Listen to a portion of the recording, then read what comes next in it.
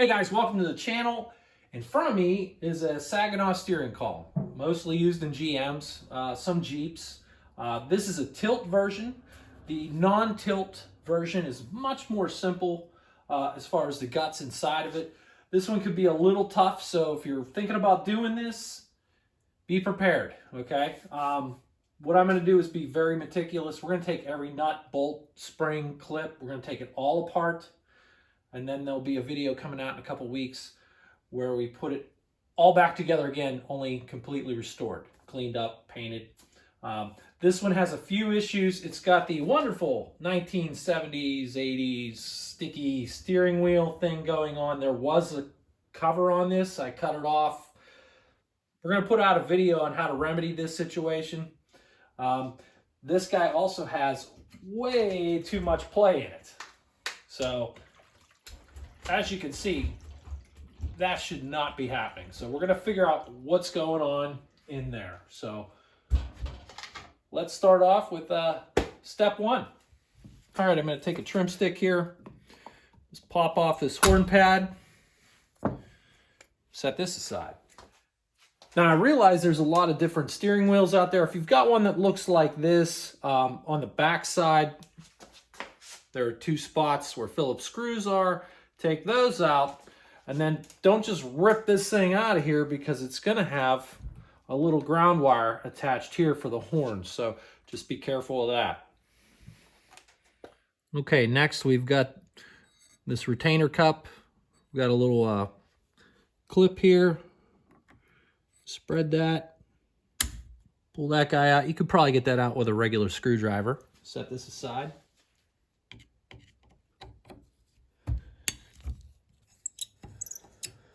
Three Phillips screws.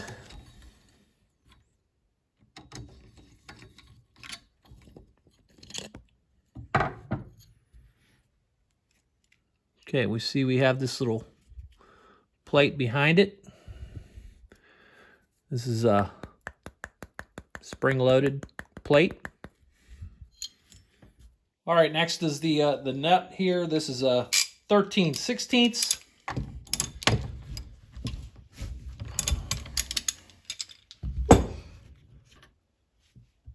Use a puller and pull the steering wheel off the column. So we're going to use this hole here and this hole here.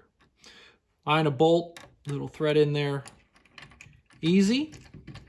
This is the right size. These pullers can be had at Harbor Freight for pretty cheap, or you can borrow one from your local auto parts store. This one I have here is very old and very worn out. I think this is a Harbor Freight version. I'm not going to use a power tool to put these bolts in. Just kind of hand tightening them. Just make sure they're both in about the same depth, so they both equally pull.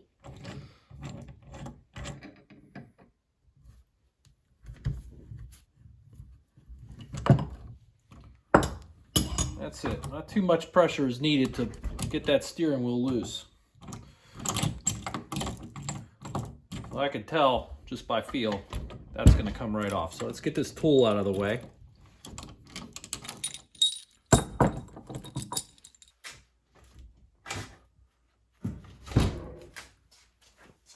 So as you can see, I got a pretty clean working area. I very much suggest you do this because they're small little pieces. You might drop, fumble. At least they'll fall onto this this towel here. It's brightly colored, so they'll show up. The other thing is, as you take parts off, kind of find another area where you can lay them out in order as you take them off. We're gonna keep working our way through. That way, when we go to reassembly, we can just go backwards. All right, before we get too carried away, I'm going to go ahead and remove some of these exterior pieces like this bracket, the neutral safety switch at the base here. If you have a stick shift vehicle, you're not going to have this. We got an ignition switch here we can take off. So as far as this bracket's concerned, I can't believe I have to say this, but it's a 13 millimeter. I would have not thought there was metric bolts on this column, but there is. So there's 4 of these. And take these off. Set this part aside. You're going to want to look at the direction of this piece. As you can see, it has these aluminum blocks. You know, just keep in mind this faces the steering wheel. So set this aside. The neutral safety switch is held on with a couple 9/32 screws. So I fumble that.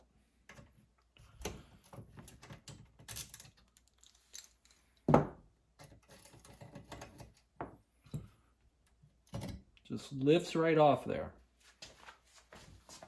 All right, our ignition switch. A couple 5/16 screws.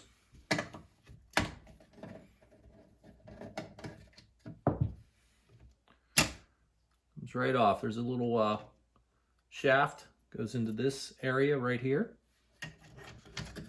Just like so. All right.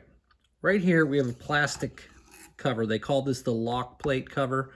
In order to get this off, you have to pry it off. Now, they give you 3 rectangular openings.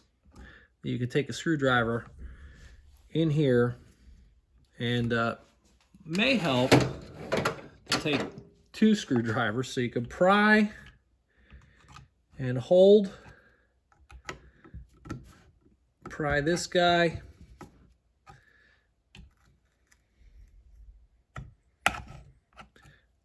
You have to be careful because this stuff, you know, it's 40-some years old.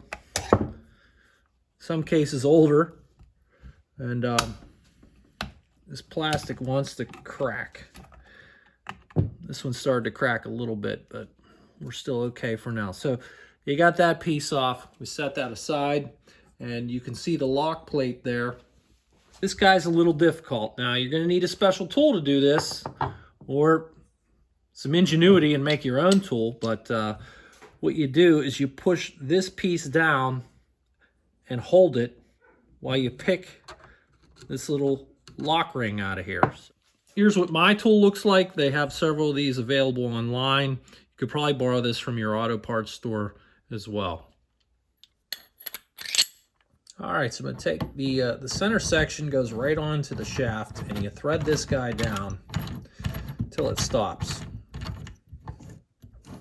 Okay, so we got that all the way down on the shaft. Now we position this down here. Make sure you're not putting one of these screws into one of these windows. You want it on the black part.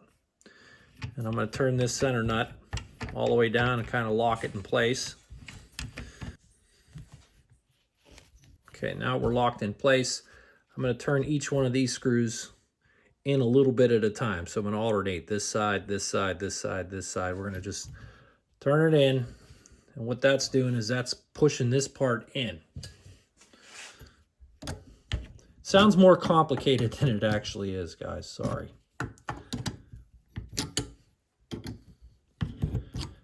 See, that screw's a little bent up, huh? Still working, though. You don't have to go very far. All right, you can see the lock ring right here. I gotta pry that out.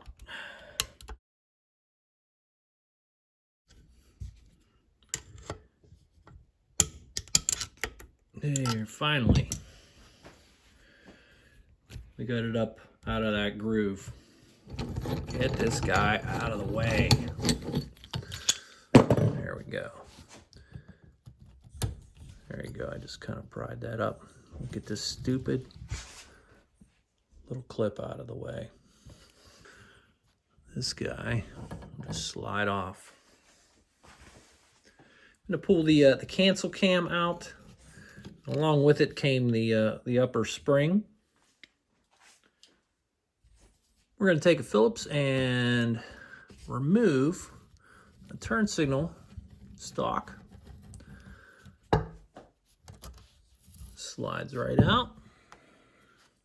Well, I'm seeing this guy's cracked. There's some pieces just laying in there.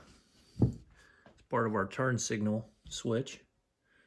Next is the hazard switch, small Phillips screw.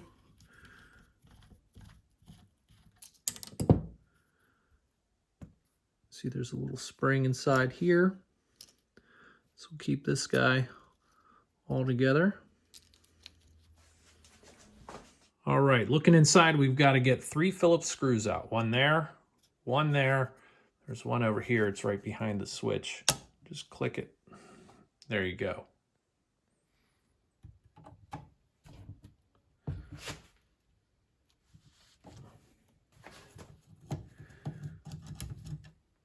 These screws are tight. In order to remove the turn signal switch, we got to remove the wiring with it that travels down the length of the column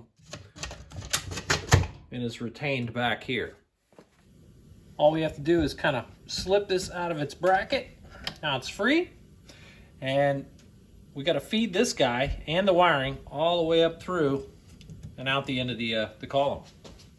All right, so on this column, this piece here is it's broken, so it just slides up and down.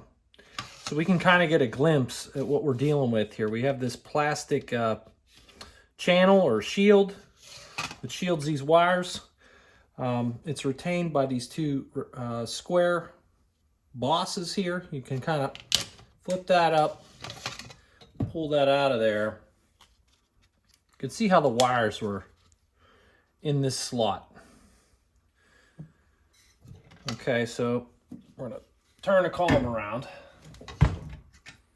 and we should be able to carefully slide this guy entire length and pull out. There we go. All right, what we're going to deal with next is the key buzzer switch. So when you leave the keys in the ignition and open the door, the buzzer goes off. That's this little guy here with these 2 tangs coming off of it. Now, right here is a little black piece. See that? It's kind of like a spring. What you're going to do is take a pick that looks like this or a paper clip, and you're just going to kind of grab this piece. Now, you have to be in the on position for this to come out.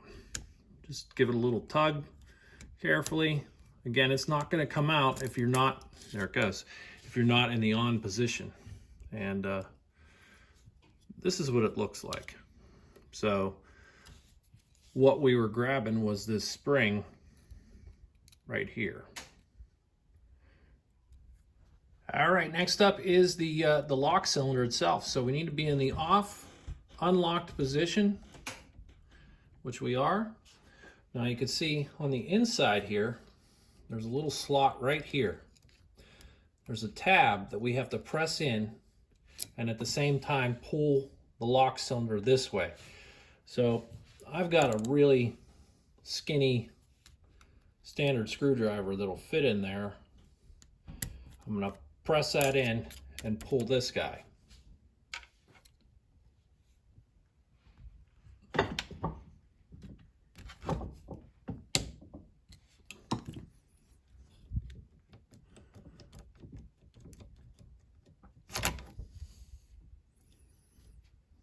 Looking at the lock cylinder itself, here's the little doodad that we're pressing in so we can pull him this way and, you know, out of the column. So I've gone ahead and rolled the steering column over. We're going to take the shift lever off, which is just held in with a like a press fit pin. It's not in there super tight, so get yourself a punch or something that's going to fit through that hole. Just tap it out of there. Just like so.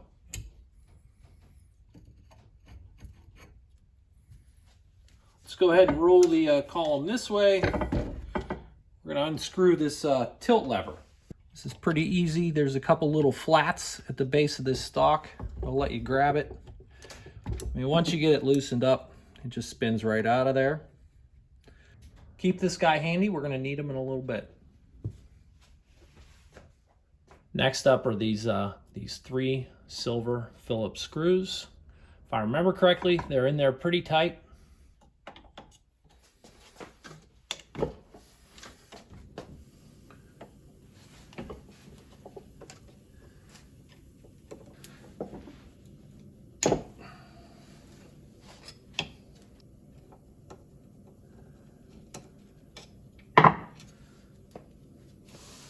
What I'm going to take out of here next is this bushing or bearing cap. Just going to kind of pop that out, get this guy out of the way. Now, if we've done this right, this piece should come off of here. There we go. Voila. All right, guys, you remember we had a lot of slop in this column, right? I see what's going on. I'm going to go ahead and roll this guy over. We're going to take a peek in here. All right, so we got a lot of slop here, right? You see that inverted Torx right there?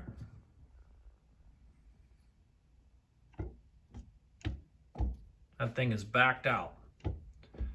Now I know there's 3 of those screws in there, but unfortunately, that's the only one we can get to.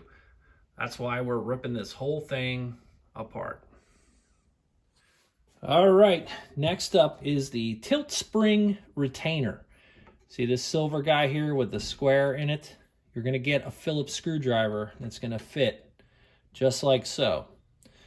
And if you're in the vehicle, this won't be too bad, because, you know, it's going to hold the whole column for you. If it's out on the bench like this, you're really going to have to hold on to this column. You got to press down and, you know, lefty-loosey a little bit here. Just like that. See, it's backing out. So we've got this little cap and our tilt spring covered in all the goop. And there's like a plunger inside there. Not too bad. Set this guy aside. Okay, what we've got going on now is pivot pins. See this guy here? There's one on the other side, looks just like him. This is what the whole unit pivots on, and these are pressed in. They make a tool for this. I don't have it. Kind of made a you know, shade tree mechanic tool here. We're going to make our own puller. These are a number 8 32nd thread. I went to the Home Depot, found some screws. So what I'm going to do is I've got a big nut here. I'm going to set this like so. That way the slug or pivot pin can come up through it.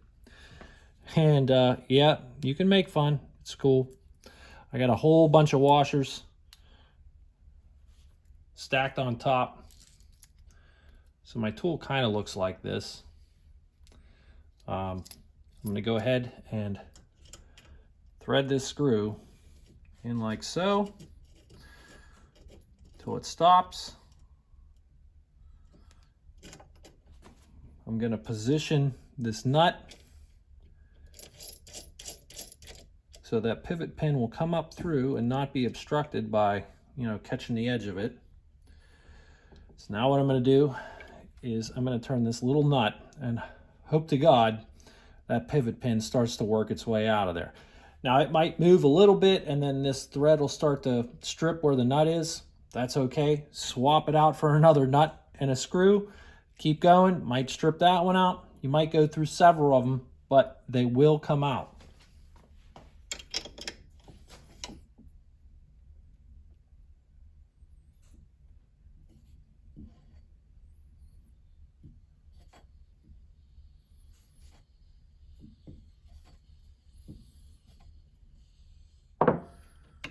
Yep, we lucked out.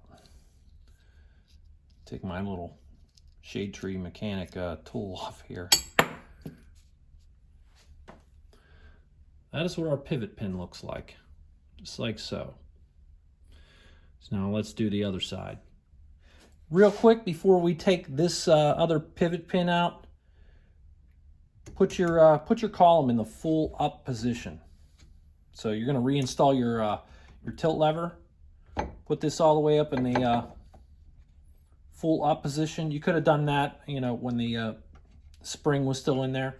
And then we're just going to go ahead and remove that and go ahead and do this other side.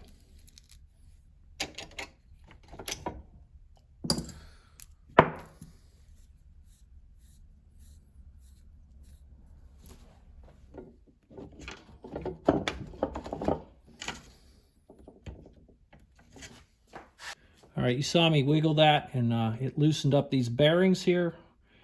It's best to, yeah, see the bearings are kind of falling out on me. Be careful with this guy. Don't lose those little bearings.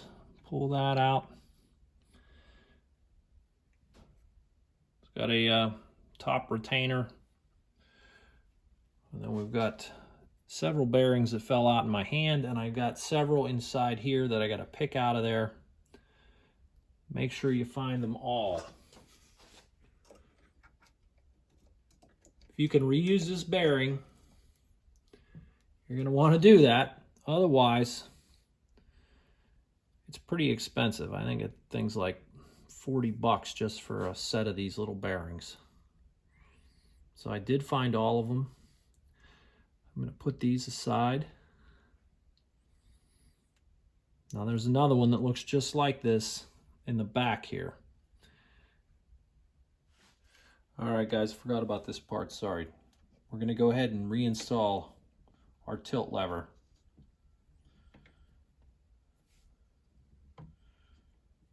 We're going to pull forward. That's going to disengage.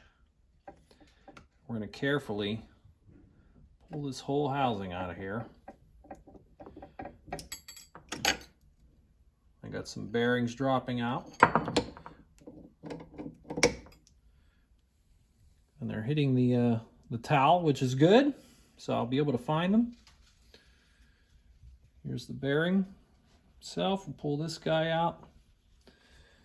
Yeah, everything's pretty dry in here. All right, all the ball bearings are accounted for. And I'm going to carefully set this somewhere where I don't lose it. The other part that came out was this piece. It's called the ignition switch rack. We're going to put this aside.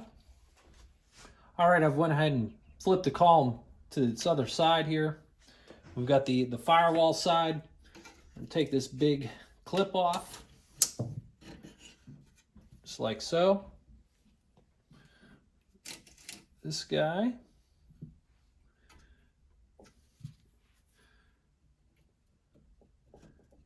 Got a rubber washer here. Carefully work it off. Good idea at this point. You can see there's a lot of built-up dirt here. Scrape this off and clean this up a little bit so as you're sliding things off, it doesn't get caught.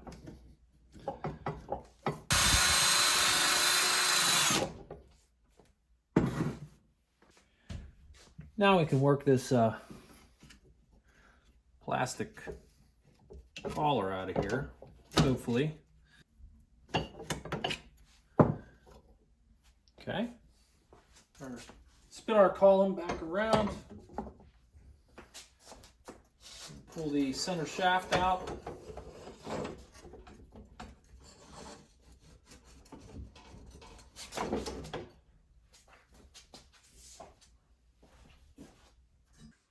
Now we got that head out of the way. You can actually pull the ignition rod out of here. Set that aside.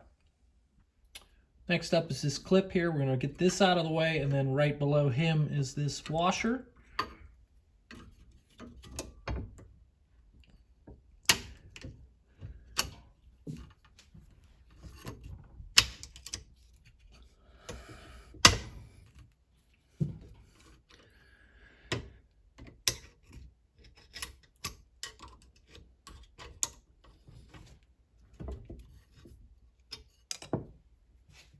We're back down here at the firewall side.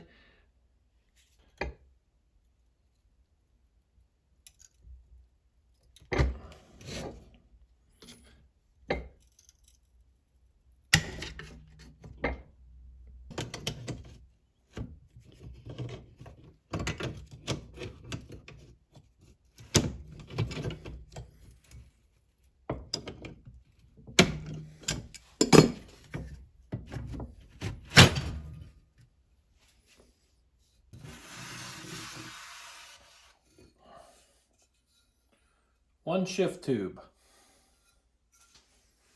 There's a little rubber grommet here. This looks in pretty good condition, so we don't need to replace that. But just look out for that. So what we were prying the shift tube out of was this housing and this plate here. I don't recommend trying to tap it this way. I like prying it from the other end because you might damage this housing. But as you can see, this is kind of in here like so. You're going to pull this little plate out. There's also a wave washer. And then our housing will come out of here. This is the shift housing. There is a little spring. You see that, guys? That's for the shifter where it comes through. Just be careful you don't lose that piece. Now, in a perfect world, this part here would have came off with that housing we just took off. But of course it's broken because it's plastic and it's 40 some years old. But there's these little fingers that come up, and there should be 1, 2, 3, 4 of them. We only have one. What sucks when these things break off is your shift indicator is screwed to this guy. So when that's broken and just flopping around in there, your shift indicator in the dashboard doesn't work. So we're gonna have to figure out a way to fix this or get a new one.